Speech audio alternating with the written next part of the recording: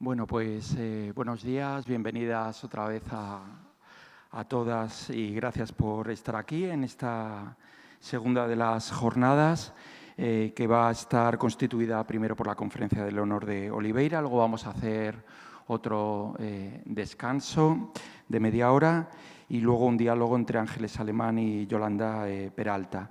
Un par de cuestiones simplemente prácticas, ¿de acuerdo? Voy a poner a circular de nuevo la cuestión de las firmas para asistencia. Os agradecería que además del nombre pusierais el contacto, el mail, para luego poder enviaros el certificado, ¿de acuerdo?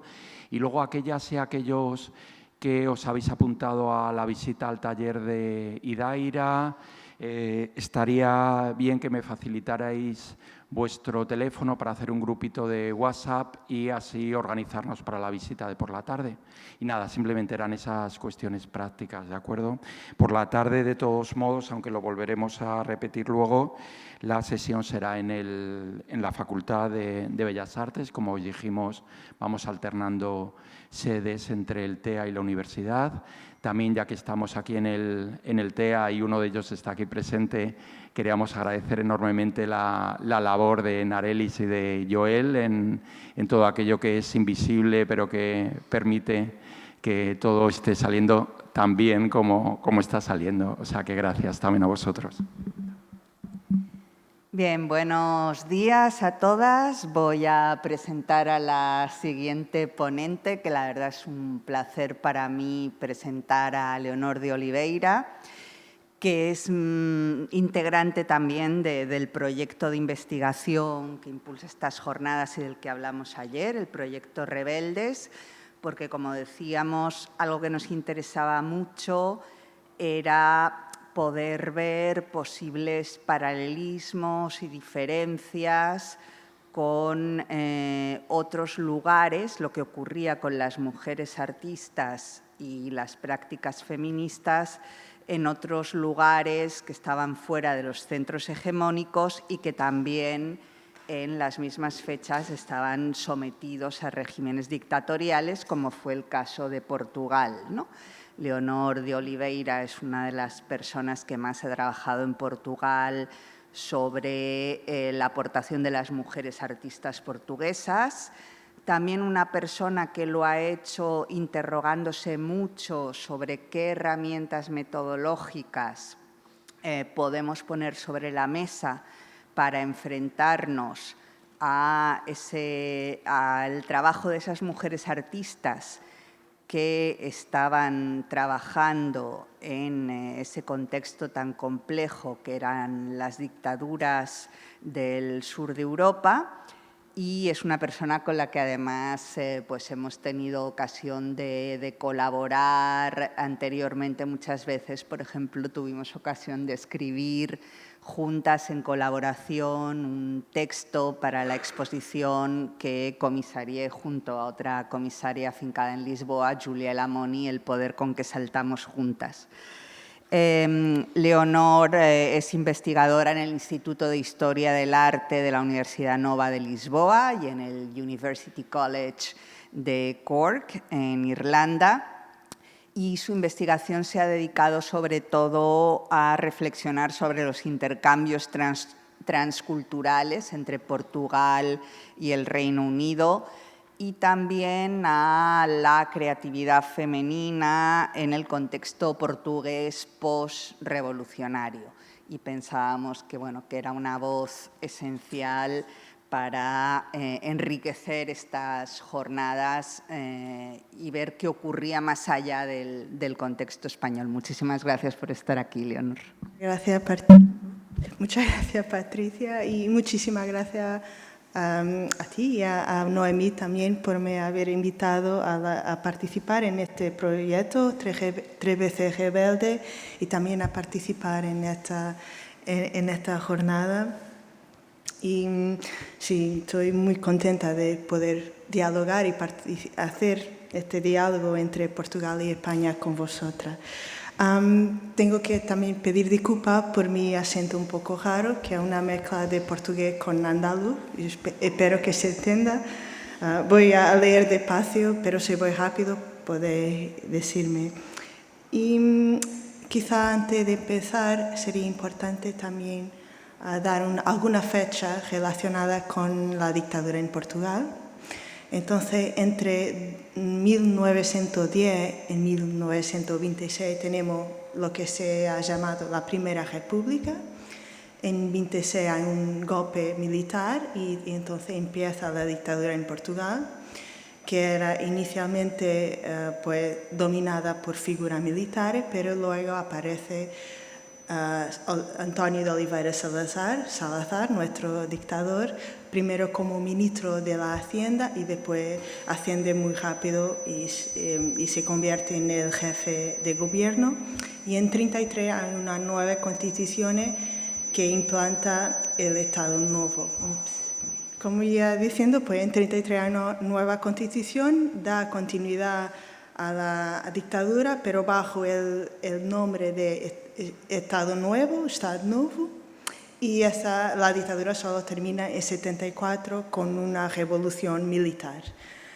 Bien, yo voy a hablar, claro, de artista portuguesa durante la dictadura, voy a hablar de la artista activa en el inicio de la dictadura y después la generación que siguió después de la Segunda Guerra Mundial. Voy a hablar de esta generación, pero al revés. Pues mi participación en este proyecto Rebelde busca intensificar, claro, el diálogo entre los dos países y al mismo tiempo encontrar nuevas líneas de trabajo e identificar fuentes documentales que permitan ampliar la participación de la mujer artista no solo en el mundo del arte, sino también en la sociedad y la esfera política, con particular atención a los derechos de las mujeres y a la igualdad de género. En esta ponencia cuestiono si las mujeres pudieran encontrar en el mundo de arte y durante la dictadura no solo oportunidades de desarrollo creativo y autoexpresión, sino también posibilidades de profesionalización, independencia financiera, reconocimiento profesional e intervención cívica.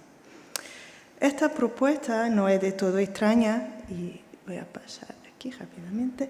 Esta propuesta no es de todo extraña en un contexto como el portugués, ya que los artistas que alcanzaron mayor reconocimiento nacional y sobre todo internacional han sido dos mujeres, Maria Helena Vieira da Silva y Paula Rego. Su larguísima carrera transmite un constante interés por la experimentación creativa, los debates políticos, los derechos humanos y la experiencia vivida de las mujeres. A pesar de que las exposiciones colectivas más recientes que han juntado diferentes mujeres artistas han integrado finalmente una lectura de género y crítica feminista, la narrativa sigue un mismo camino de análisis, individualizar al artista y su trabajo y señalar su contribución en el mundo del arte, dejando otro elemento importante de su experiencia creativa por explorar. Claro que hay excepciones que ofrecen otra forma de valorar y al mismo tiempo expandir la presencia de las mujeres en los contextos artísticos, políticos y culturales, mostrando respuestas a desafíos políticos comunes y la creación de redes de colaboración y de solidaridad. Exposiciones como El poder que saltamos juntas, que ha juntado artistas portuguesas y español en ese periodo de transformación política de la dictadura a la democracia. También otra exposición importante, ¿Dónde están ellas? ¿Dónde están ellas? Y aquí abajo hay también esta exposición, Paula Rego y Sala Tavares, que yo he comisariado con Catarina Alfaro y que pues exploraba y hablaba de la relación de amistad, de colaboración creativa entre Paula Rego y Sala Tavares, que era una poeta, era una artista también en el campo de la poesía visual, era crítica historiadora del arte y ha sido también presidente de la sección portuguesa de la Asociación Internacional de Críticos del Arte entre 74 y 77. Pues estas exposiciones revelan experiencia de las mujeres como estudiantes de arte y profesionales, así como su propia percepción de las limitaciones y desafíos en un contexto, el de la dictadura, en el cual las mujeres tenían un espacio muy delimitado, sobre todo el del entorno doméstico. Ser artista, o mejor, trabajar como artista y aparecer en el espacio público eran opciones que en el mundo del arte tenían que ser continuamente conquistadas. Varias autoras ya han comentado la sucesiva capa de olvido que afectan a distintas generaciones de feministas en el contexto portugués. Esa acumulación de olvido hace que la lucha por los derechos de las mujeres tuviese que empezar siempre de nuevo. Lo mismo pasaba con las generaciones de mujeres artistas cuyo único referente eran siempre masculinos. La profesión artística no era una opción convencional para las mujeres que querían, desafiando convenciones ideológicas y sociales, seguir estudiando y profesionalizarse. La historiadora Irene Flusser Pimentel indica que en 60-61 Bellas Artes era una de las carreras menos privilegiadas por las mujeres, con apenas un 7% de alumnas frecuentando en ese año lectivo los cursos de arte. Pero a lo largo de la década de los 60 y 70, la presencia de mujeres en la Escuela de Bellas Artes de Lisboa y Porto creció hasta un 52%. Este crecimiento no es ajeno a la situación particular vivida en Portugal después del inicio de la guerra colonial en África en 61. Como en otro momento histórico, los hombres portugueses fueron llamados a participar masivamente en el esfuerzo de la guerra, por lo que las mujeres tuvieron que reemplazarlo en distintos oficios, lo cual ofreció una oportunidad de ocupar la universidad en su ausencia. En los archivos de la Fundación Carlos Gulbenkian encontramos en los procesos con pedido y gestión de becas a artistas un número más grande de documentación relacionada con mujeres artistas en los años 70 y 80 que a finales de los años 50, después de la creación de esta fundación, y durante la década 60. La formación artística, podemos concluir, fue un camino posible hacia la profesionalización y, consecuentemente, a la emancipación de las mujeres. El hecho de estudiar y, sobre todo, de practicar arte profesionalmente hasta finales de los años 60 suponía una actitud de rebeldía. Hoy voy a centrarme en las mujeres que se convirtieron en artistas desde finales de los años 20 hasta finales de los 50, hablando sobre todo de dos grupos o generaciones distintas que muestran la complejidad de la experiencia y trayectoria durante el periodo de la dictadura en Portugal.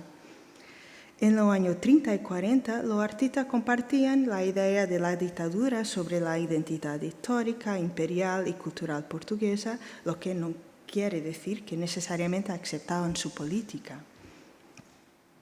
La generación que ha venido después de la Segunda Guerra Mundial, no rechazando totalmente iniciativas del gobierno que permitían promocionar su trabajo, intentó configurar forma y narrativa identitaria alternativa, proponiendo una mirada crítica hacia el colonialismo y la política colonial portuguesa. Creo que es importante considerar la producción que no correspondía a los medios convencionales de la llamada gran arte o la arte mayor. Muchas de estas artistas, por su interés en explorar creativamente otros medios o por cuestiones de sobrevivencia financiera, claro, se dedicaron a la ilustración, al grabado, por no hablar de la enseñanza, y por eso, en muchos casos, sus historias se han quedado incompletas. Para completarla, propongo que escuchemos a la artista y que la situemos en su entorno artístico, cultural y político. Por eso propuse como contribución para este proyecto trabajar los relatos de la artista, buscando complementar o cuestionar la narrativa de la historia del arte y los estudios sobre este periodo en Portugal, que muchas veces se olvidan de la participación de mujeres. Con este objetivo voy a identificar el trabajo artístico como oficio, esto es, como una actividad profesional que incorpora un aprendizaje especializado, el dominio de la técnica distinta, un local propio de trabajo, el taller, la colaboración con otros profesionales, la tarea de promoción junto del público y la relación con diversas entidades e instituciones. Esta metodología, basada en los relatos de la artista y centrada en esta circunstancia, permite no solo profundizar la experiencia de la mujer artista, sino también explorar redes y circuitos de trabajo, de colaboración y apoyo, identificar el impacto público de su intervención creativa. Los testimonios de estas mujeres a la vez posibilitan confirmar la intersección de diferentes trayectorias y momentos de convergencia en torno de determinado proyecto o causa, identificar una reflexión individual sobre el papel del artista en la sociedad y finalmente analizar la complejidad y contradicción de las posiciones y memoria en relación, como veremos, a su situación como mujeres y artistas. ¿Dónde encontramos estos relatos o memoria? Bien, al contrario de España, y como vimos ayer, que ya hay relevantes publicaciones con la memoria del diario de mujeres artistas, todavía en Portugal pues queda por encontrar esa memoria, ese diario, y por lo tanto hay muy pocos libros escritos por artistas hablando de su vida y actividad creativa. Y estoy hablando tanto de hombres como de mujeres. El único ejemplo que hasta ahora he identificado es el libro de Margarida Tengarrinha, que se refiere a sí misma como falsificadora y no como artista, porque la autora pretende señalar su participación en la lucha contra la dictadura a través de su militancia en el Partido Comunista, que la llevó a una vida en la clandestinidad. Este detalle es muy significativo, como veremos adelante. Pero Margarida Tengarrinha solo se convirtió en una falsificadora por su formación artística y su aprendizaje de la técnica del grabado, con la que podía falsificar sello fronterizo en los pasaportes de los camaradas que tenían que salir del país. Encontramos en la memoria de esta artista un primer hilo que la conecta con el movimiento neorrealista y directamente con una de las artistas sobre la cual hablaré en esta ponencia, Alice George, y con lo cual también llamaríamos hoy la activista feminista María Lamas. Encontramos también una rara afirmación de lucha por los derechos de las mujeres dentro del Partido Comunista en el país.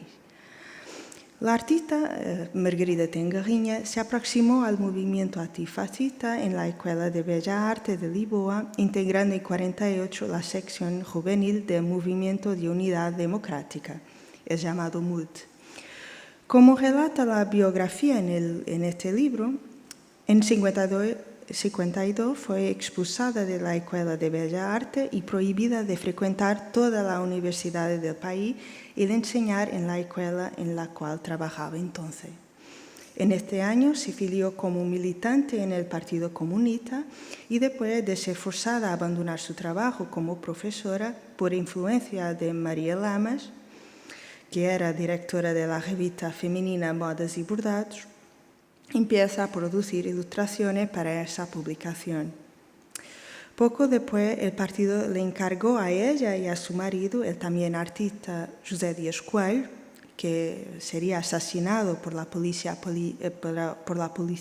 política en 61, la creación de un taller de falsificaciones. Como en la Escuela de Bellas Artes no se estudiaba grabado, Margarida Tengarriña y su marido fueron completamente autodidactas en la ejecución de la técnica. Para equipar el taller, ambos recurrieron a su amigo activista que habían creado la cooperativa Gravura en 56, Cooperativa del Grabado, y Alice George era la socia número 1 de la cooperativa y entre también los fundadores de esta cooperativa estaban Júlio Pomar y Rolando Sá Nogueira. Después de pasar para la lucha clandestina, Margarida Tengarriña siguió su actividad de grabadora e ilustradora, editando y produciendo imágenes para publicaciones dedicadas a las mujeres militantes del partido. Una de ellas, A Voz das Camaradas, la voz de la camarada, tuvo, como explica en el libro, y estoy citando a Margarida Tengarriña, un papel de reivindicación en relación con la forma como se veía al personal femenino, tanto por la dirección como sobre todo por su respectivo colega. Y ella estaba intentando que las mujeres participaban en las reuniones regulares que se celebraban en la casa clandestina, lo que no pasaba. En el capítulo de su memoria, dedicado a María Lamas, manifiesta una idea que raramente encontramos en las declaraciones de otras mujeres artistas, es decir, que la democracia no podía ser construida sin la reivindicación por los derechos de las mujeres. Y voy a citarla. En su discurso y escrito sobre la lucha de las mujeres, María Lamas define claramente la conciencia de que la lucha por la igualdad de oportunidades, contra la discriminación, por la eliminación de los prejuicios, en suma, la lucha por la emancipación de la mujer está indisolublemente ligada a la lucha general de la humanidad progresista por una sociedad más justa, más humana e igualitaria. Cuando estaba preparando esta ponencia, pues encontré este trabajo de una artista contemporánea, María Mir, que hizo un vídeo inspirado por la memoria de Margarida Tengarriña y ha sido presentado en Londres en el Instituto de Arte Contemporáneo. Pues esta conciencia de la necesidad de luchar por la igualdad de oportunidades había nacido no solo de la militancia política de Margarida Tengarriña, sino que también había sido alimentada por la propia experiencia de ser mujer artista. María Bejarra, escultora y miembro del Movimiento de Unidad Democrática como Margarida Tengarriña y de la Asociación Femenina Portuguesa por la Paz, y participante en exposiciones del grupo neorrealista, en una entrevista a Júlio Pomar en 53 con su marido, el también escultor Vasco Conceição, da una respuesta a la cuestión sobre la situación económica del escultor. Esta respuesta, de acuerdo con el autor de la entrevista, tiene una faceta particular. Y voy a citar a María Bejarra. Por supuesto, mi situación como escultora no puede ser diferente, pero hay que añadir el hecho de ser mujer. Aunque se ríen de las mujeres que pintan cuadritos o hacen una ceramiquita para decorar el comedor, cuando esta misma señora quieren hacer algo más, cuando quieren traspasar esos límites, le dan la espalda y dicen, o si no lo dicen, lo piensan, que las mujeres están hechas para quedarse en casa. Aunque haya vendido alguna de mi escultura y cerámica, todavía no he recibido un solo encargo. ¿Será porque mi obra carece de un mínimo de valor artístico? Estoy convencida de que no es por eso, sino porque en nuestro entorno aún estamos muy sujetos a los prejuicios que mencioné. ¿Será la mujer artista mejor comprendida en un futuro próximo? Espero que sí, y que logre su independencia a través de su propio arte. La entrevista publicada en periódico o catálogo son otra fuente importante para encontrar el testimonio de la mujer artista sobre su trabajo y vida. Además, la entrevista hecha en diferentes momentos de su trayectoria permiten encontrar o revisar su reflexión sobre la experiencia de ser mujer artista a lo largo del tiempo. En 2008, en otra entrevista, notando una dualidad entre la atención al tema de la mujer y al lado político que está siempre presente en el trabajo y vida de la artista, la entrevistadora pregunta si esta dualidad resultó de la resistencia antisalazarista. María Becerra contesta que, y voy a citarla, esta dualidad surge por dos razones. La primera es porque soy mujer y creo que en primer lugar estamos nosotras, ¿no? La segunda es porque quería llamar la atención sobre el hecho de que las mujeres casi siempre han sido dejadas de lado, incluso en el ámbito artístico, incluso hoy, a pesar de todo, a pesar de que las cosas son diferentes a cuando yo era joven, las mujeres siguen estando muy desbordadas con trabajo, casa, hijo. Pero, a pesar de todo, nunca me he sentido desfavorecida por ser mujer, sino más bien por ser política. Estas palabras de María Becerra indican una cierta desconexión entre lo que dice en 53 y lo que afirma décadas más tarde, y entre su actividad como activista política y la lucha por los derechos de las mujeres. La omisión de su propia experiencia de discriminación como mujer artista puede explicarse por los cambios relacionados con el contexto revolucionario, con la Revolución de 74.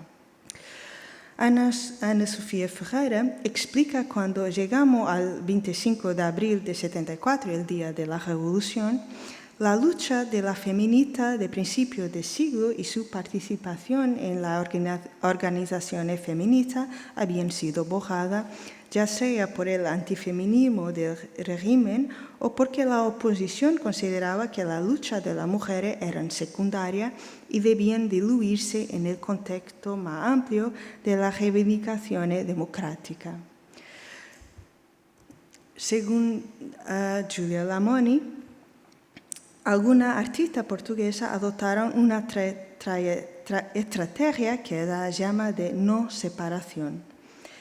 El acto de separación posiblemente destrozaba cierta representación del momento revolucionario como creador de unidad y un frente común.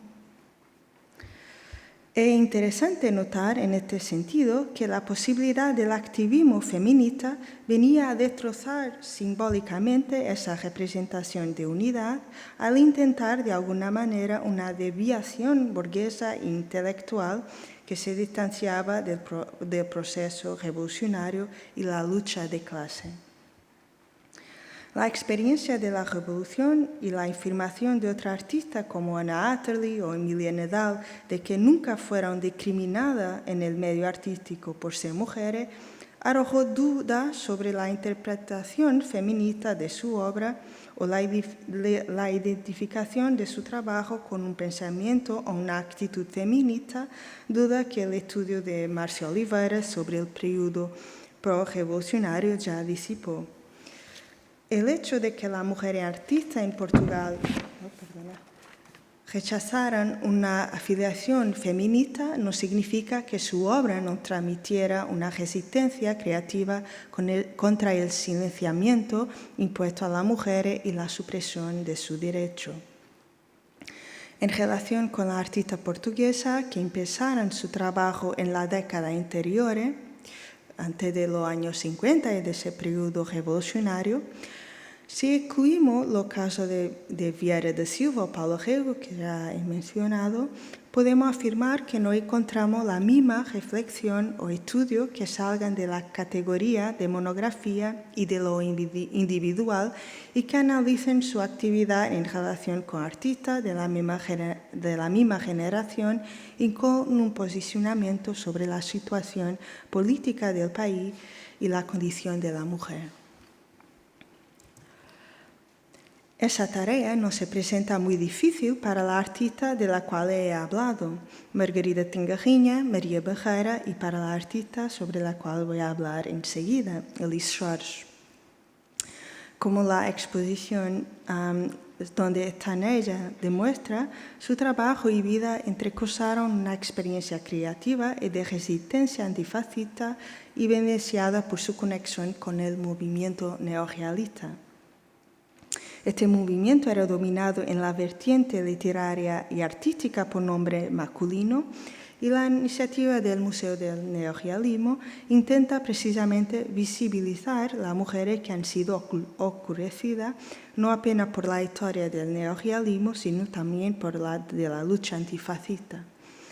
En esta narrativa, sea artística o política, estas artistas intervienen no solo con su práctica creativa y luego su capacidad de actuar en una realidad visual y discursiva, introduciendo el cuerpo y la experiencia de las mujeres como campo de experimentación y de resistencia. El trabajo de la forma de María Becerra se asocia con la figura femenina y con temas conectados con la mujer como la maternidad.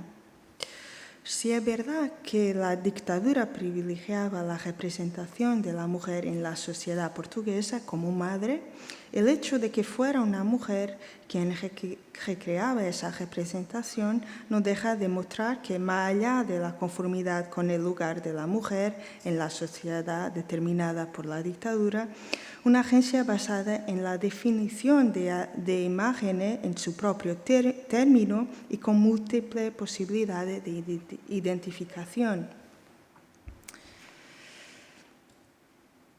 Elis George desarrolló un trabajo creativo y oficinal en el área del grabado, centrado también en la figura de la mujer.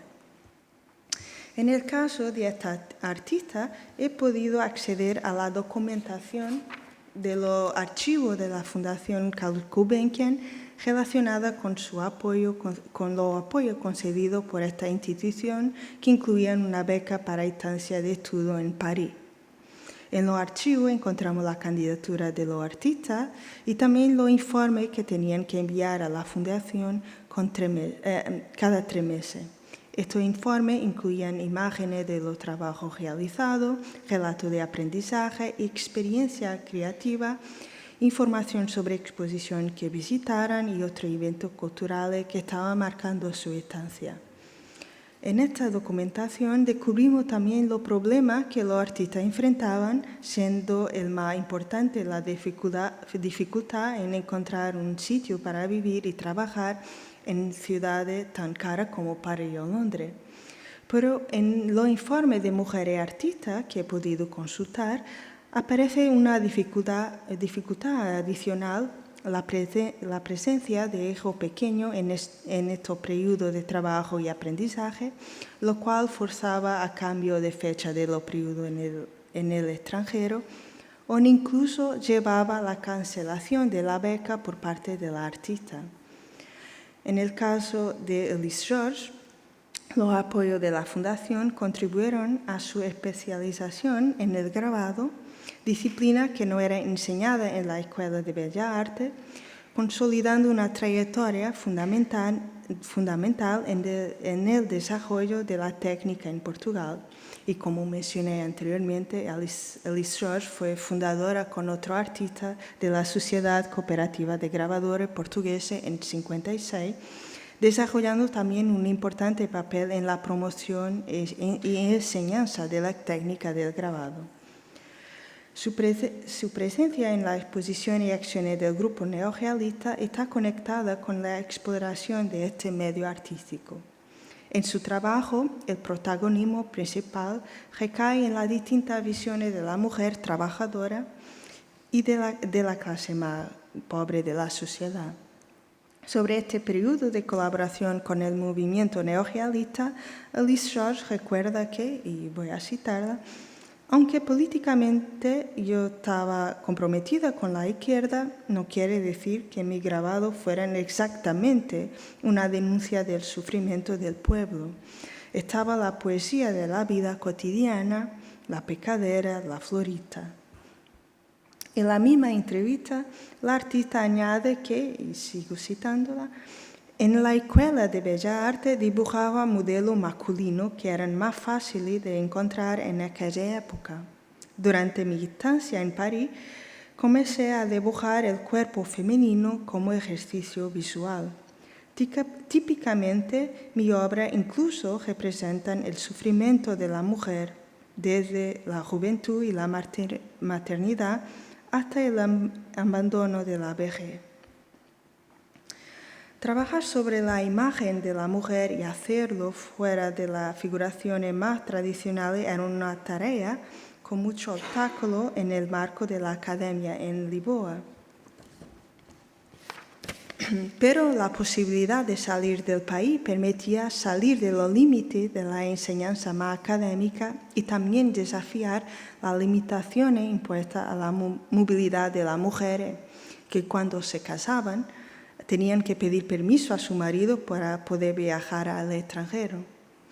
En 68, en una candidatura a una beca de la Fundación, en la Fundación también Calouste Gulbenkian para una estancia de trabajo y estudio en París, Alice George refiere que la posibilidad de salir del país resultaría en, y estoy citándola, en un trabajo constante y una conciencia profesional imposible en nuestro entorno, en lo que es necesario realizar la más variada actividades que interrumpen en un trabajo constante de reinicio y dispersión.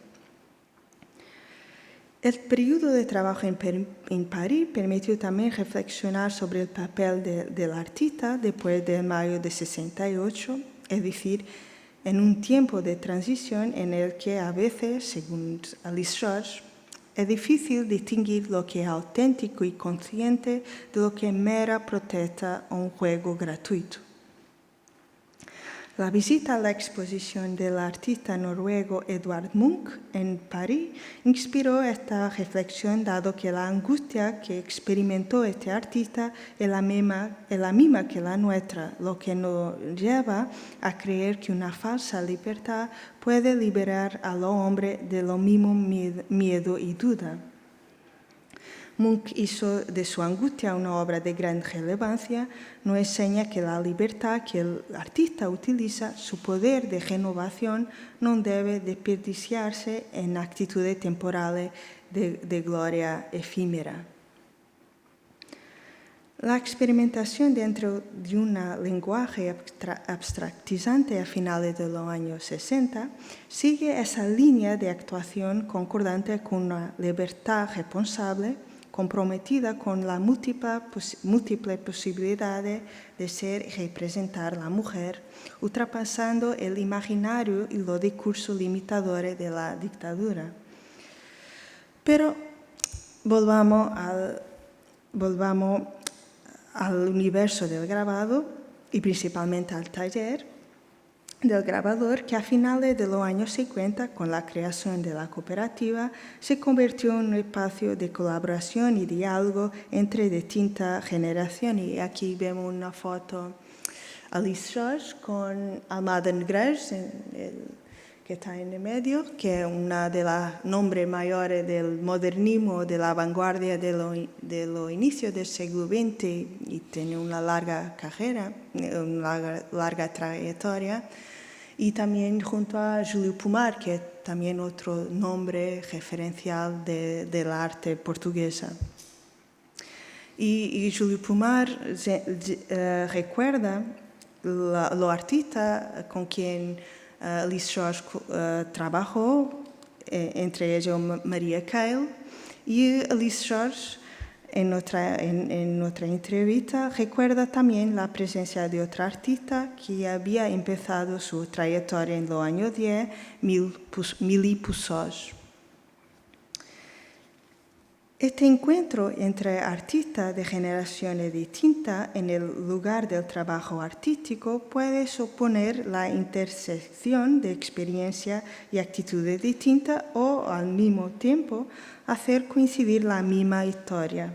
Por ejemplo, Milly Poussages, que organizó su primera exposición en 1913, en una entrevista 10 años más tarde, en 23, citada por Emília Ferreira, afirmaba que, y voy a citar Mili Puçós, no hay ningún tipo de estímulo. Luego el afán de éxito inmediato, la falta de sinceridad. En resumen, mundanidad. Hoy en día, cualquier aficionada a la pintura que pasa la tarde en elegantes salones de té expone con suma facilidad en la Escuela de Bellas Artes. No debería ser así. La culpa es de los profesores. Para Emília Ferreira, este comentario viene de una artista que se consideraba una profesional y no por despecho por el rechazo de su trabajo el año anterior para una exposición en la Sociedad Nacional de Bellas Artes. Para Mili Puçós, como también para Sara Afonso, de quien hablaré enseguida, la salida de Portugal en los años 20 era para un gran centro artístico como París, era esencial para sus aspiraciones artísticas y profesionales. El ejercicio que estoy intentando hacer de conectar mujeres y artistas de generaciones distintas no puede omitir la tarea fundamental de situar históricamente la experiencia de esta artista, como además muchas historiadoras han reclamado en los últimos años. Y hay seguramente circunstancias políticas que distinguen la generación de la primera década del régimen y la que ha venido después de la Segunda Guerra Mundial en relación con su posicionamiento hacia el régimen de Salazar, como he ya mencionado. Mientras en los testimonios de la artista que he citado hace poco hay una clara ruptura con la dictadura y en algún caso esa ruptura es parte importante de una narrativa personal, para la artista que vivieron la implantación primero de la dictadura nacional en 26 y del Estado Nuevo en 33, el nuevo régimen aparece como la solución contra el caos político y económico de la Primera República. Por otro lado, es posible sugerir que las mujeres en particular vivieron un periodo de conquista de derechos, como por ejemplo el divorcio con la Primera República, y luego después el rechazo de esos pocos derechos y la definición política e ideológica de la mujer basada en prejuicios biológicos que confinaron su papel en la sociedad a la ama de casa. Ellen Sapega, en un capítulo sobre Sara Afonso, explica el abandono de la práctica artística a finales de los años 40, esto es, de pocos años después de la nueva constitución que implantó el Estado Nuevo, como resultado de la represión contra las mujeres. Y voy a citar a Ellen Sapega, la contextualización de la pintura que Afonso produjo y de la artesanía a la que se dedicó después de 40 nos permite no solo plantear una serie de preguntas relacionadas con su vida y obra, sino también en un sentido más amplio evidenciar las limitaciones impuestas a la producción artística femenina bajo la dictadura de Salazar durante la década de 30 y 40. Aunque esté simplificando demasiado el análisis de Ellen Sapega, que merece desde luego una lectura atenta, creo que las razones que llevaron a Sara Afonso a supuestamente dejar de trabajar como artista tienen que ver sobre todo con el contexto artístico portugués y con la categoría de valoración del artista y del trabajo artístico. Un avance, aunque parcial, en relación con los derechos de las mujeres en la Primera República y los movimientos feministas en este periodo, no fueron suficientes para cambiar la mentalidad y crear condiciones de igualdad de oportunidades en distintos campos profesionales. Ciertamente, el contexto artístico portugués no ha cambiado en relación con el lugar y valoración de la mujer artista. Por lo tanto, una contextualización política debe ir acompañada también de un análisis del contexto artístico.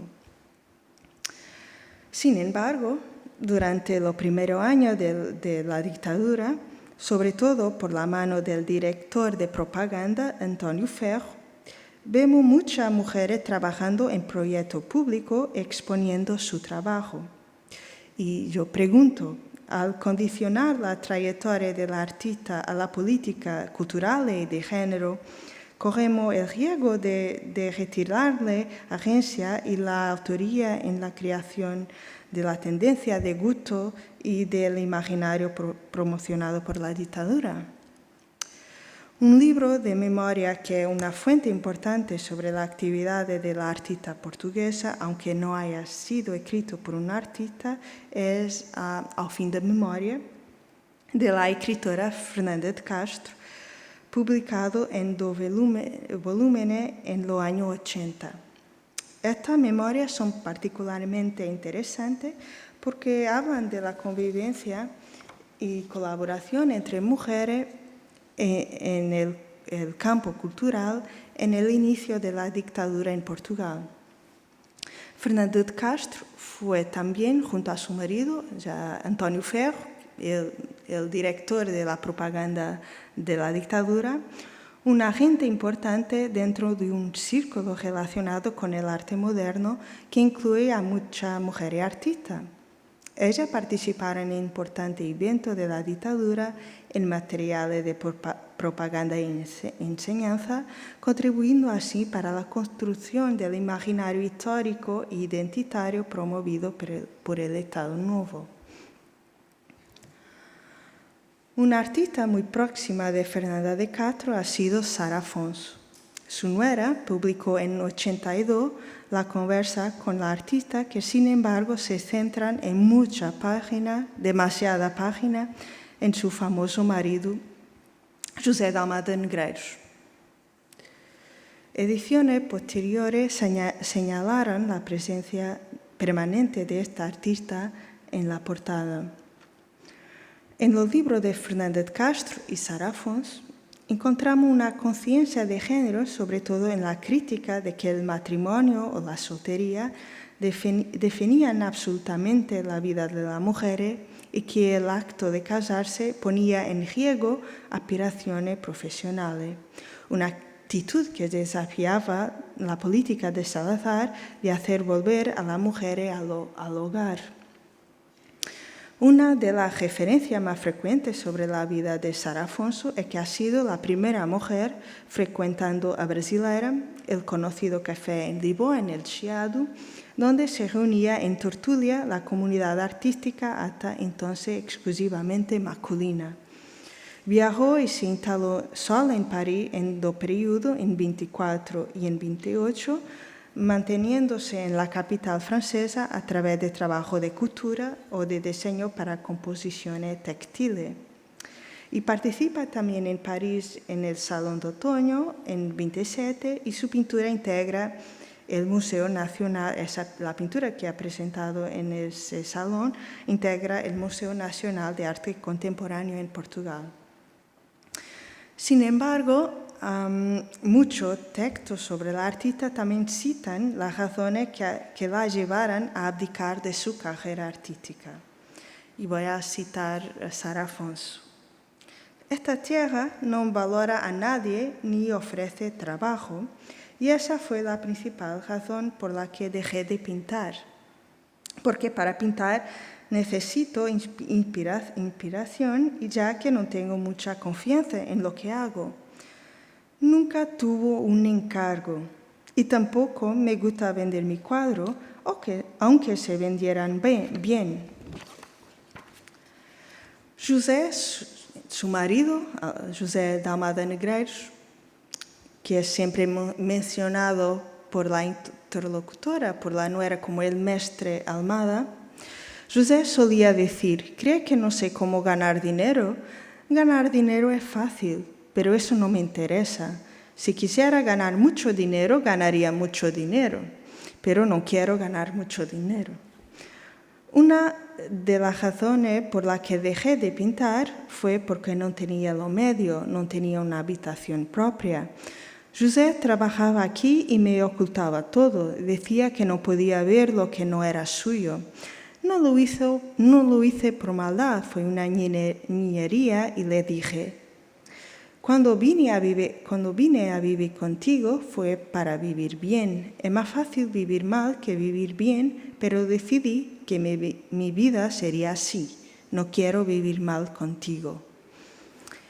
En esta larga cita encontramos la conocida dificultad de compartir espacio de trabajo entre una pareja y el predominio de la ocupación del hombre, pero sobre todo el contraste entre la situación del marido, que podía ganar el dinero que quería, y la mujer, que tenía que enfrentar el problema sobre el que la artista de las generaciones siguientes se quejarían también, la falta de encargo.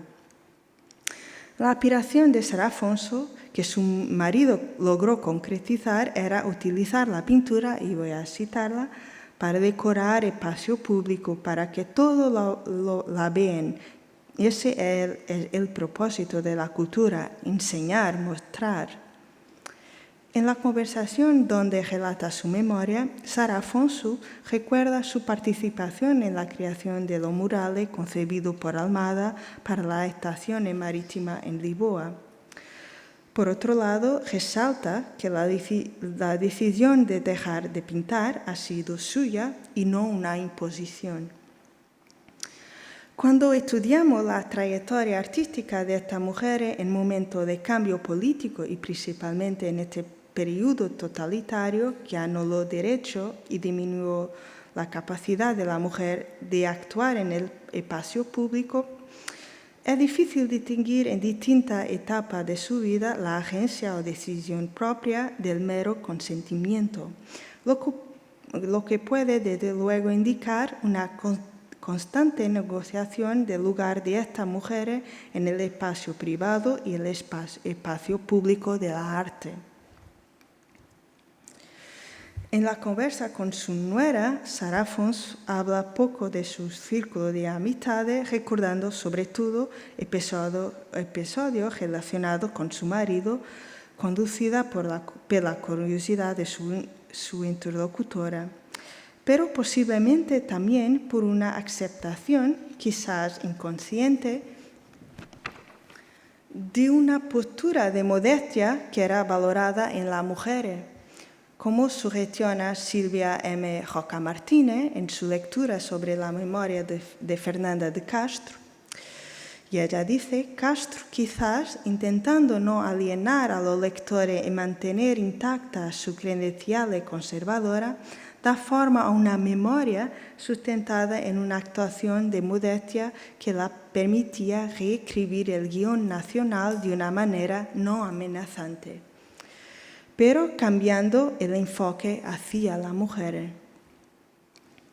El libro de Fernanda de Castro señala esa dimensión performativa del género, dibujando, sin embargo, una imagen más detallada de la relación artística y personal en Portugal y en el exterior, permitiendo identificar la participación de muchas mujeres en exposiciones e intervenciones artísticas en la primera década de la dictadura. Y estoy hablando de artistas como Ofélia Marques, Mili Puçós, Raquel Roque Gameiro, Estrela Faria, María Adelaide Lima Cruz, entre otras. Sara Afonso participa con esta y otra artista en variadas exposiciones a finales de los años 20 y a lo largo de los años 30 organizando también muestras individuales, la primera en 28, después de volver de París.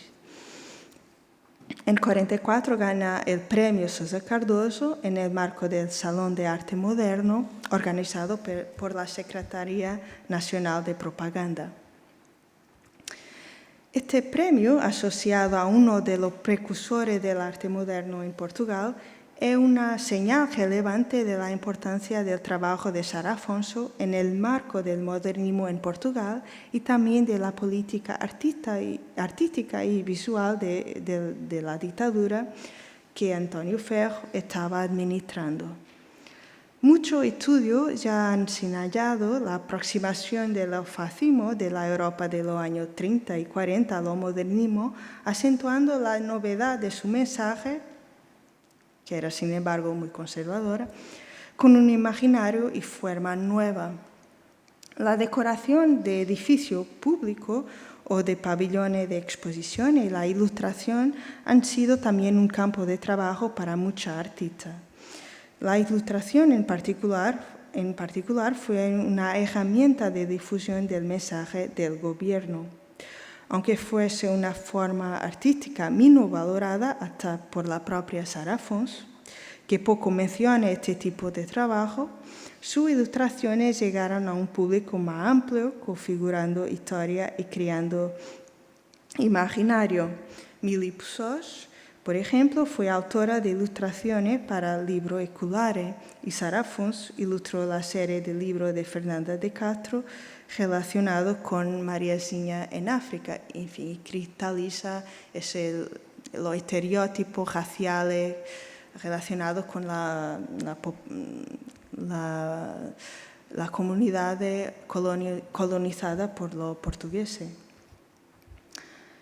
Por otro lado, la relevancia dada a la pintura de Sara Afonso puede suponer que su pesquisa en torno de la cultura popular del norte de Portugal formaban un cuerpo visual que complementaba la idea de identidad asociada a ruralidad que se había formado desde la monarquía. Los trabajos con el elemento de la artesanía y festividades del niño corresponden a una memoria personal porque Sara vivió en Viana do Castelo, en el norte de Portugal, hasta los 15 años, pero también a experimento creativo que buscaban nueva fuente artística, expresiones primitivas que destacan a Sara Afonso en el contexto del modernismo de los años 20 y 30 en Portugal.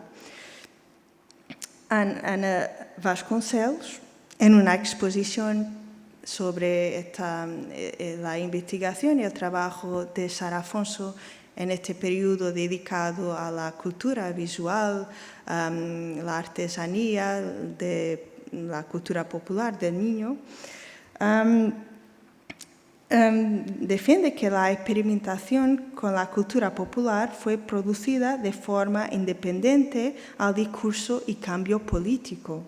Y Ana Vasconcelos dice que esta herencia visual que la segunda generación de artistas modernistas portuguesa a la que pertenecía Sara Afonso no ignoró, pasaría de los turbulentos años de la Primera República a la decidida mano de Ferro, el director de propaganda, que buscó y que forzó una reconciliación entre el modernismo y el nacionalismo del Estado Novo.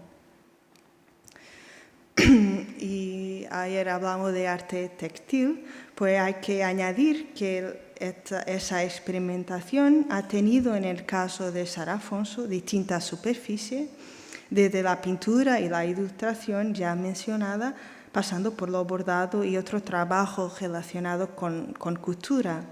Aunque explicado en el testimonio comedido de la artista por una necesidad de apoyar las finanzas familiares, este amplio campo de trabajo se refleja, sin embargo, en la trayectoria de la artista de las generaciones siguientes, sobre todo de los años 70, que extendieron su práctica creativa al textil, reivindicando en muchos casos como una tradición y tradición y herencia artística propia del universo de la mujer. En conclusión, la relación entre los artistas y la dictadura son complejas y no lineares. El deseo de vivir del trabajo artístico y promocionar su producción en el país y en el exterior llevó a muchos artistas a crear una relación tácita, estratégica y ambigua con el Estado y sus instituciones culturales. Por ejemplo, Elis Jorge participó en la decoración del pabellón de Portugal en la Exposición Internacional de Lausana en 1957. Estrela Faria y Maria Adelaide Lima Cruz trabajaron en la decoración de edificio público. Muchas veces estas colaboraciones derivaban sobre todo de las relaciones entre artistas, arquitectos, decoradores que estaban colaborando en estos proyectos y no de una respuesta directa o identificación con el discurso del poder. ¿Cómo es posible interpretar del testimonio de Sarah Afonso más que la política importaba la posibilidad de encargo? Pero en el reducido o casi inexistente mercado del arte y limitada economía de encargo público y privado, las mujeres artistas solían tener, como vimos, una experiencia distinta de los hombres en los espacios del arte, no solo en las exposiciones, como también en el taller. Los testimonios de la artista nos acercan de su realidad creativa y personal, pero hay que situar su palabra en esa constante negociación entre los valores y enmarcaciones culturales, políticas e ideológicas de las distintas épocas que vivieron. Como vimos, su relación y narrativa de hechos del pasado, como es además natural, puede cambiar contrastando con relatos anteriores. Sin embargo, es importante señalar estas contradicciones, cambios de posición y omisiones para que sea posible dibujar un escenario lo más completo posible de la experiencia de estas mujeres en el periodo de la dictadura. Ana Paula Ferreira, hablando del campo literario y en particular de la obra literaria de la activista política y feminista Maria Lamas, alerta que la revolución en Portugal en 74 sigue siendo la referencia para una promesa de democracia cuando el pueblo, con la mujer incluida, parecía haber conquistado finalmente una voz pública. Esto explica en parte por qué la recuperación de escritora olvidada tiende a privilegiar un telo de resistencia que puede comprometer la profundidad y la complejidad de su obra. Lo mismo se puede decir de la artista portuguesa, aclarando las razones que explican que no haya estudios que analicen más detalladamente la participación de las mujeres artistas y su relación con António Ferro, el Secretariado de Propaganda Nacional y la narrativa nacionalista sobre identidad, historia e imperialismo, y que el libro de Fernando de Castro siga olvidado en la definición de un panorama más completo y complejo de la primera década del Estado Novo. Y su memoria, ese libro de Fernando de Castro, no están curiosamente en el catálogo de la Biblioteca Nacional, no están también en el catálogo de la Biblioteca del Arte de la Gulbenkian, y yo he encontrado los volúmenes en una biblioteca local de Lisboa. En Portugal hay hoy más fuentes disponibles para acceder a los relatos de mujeres artistas, pero la ley de protección de datos y sobre todo la interpretación de esta ley por las instituciones pueden crear trabas a la hora de consultar los archivos. Por ejemplo, la obligación de pedir permiso a los herederos y representantes de artistas ya muertos para la consulta de la documentación crea un obstáculo adicional en relación con artistas poco conocidas que han trabajado en un determinado momento y realizado su obra importante y que han después cambiado de profesión. Será importante superar estas dificultades para que sea posible encontrar la voz del artista que en la crítica del arte o estudios historiográficos suelen ser omitidas o abundando, aunque a través de un análisis crítico, la palabra de otro sobre su vida y trabajo. Muchas gracias.